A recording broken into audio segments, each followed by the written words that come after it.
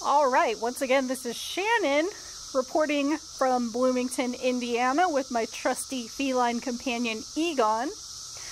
I don't know if you can hear that incredibly loud cicada noise, but we left town for a couple days, came back, and it's cicada time. So let's see if we can spot any cicadas out in the wild.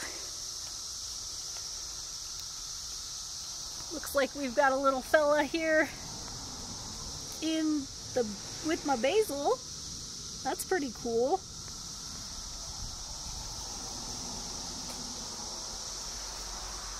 Got a lot of shells out here on the porch.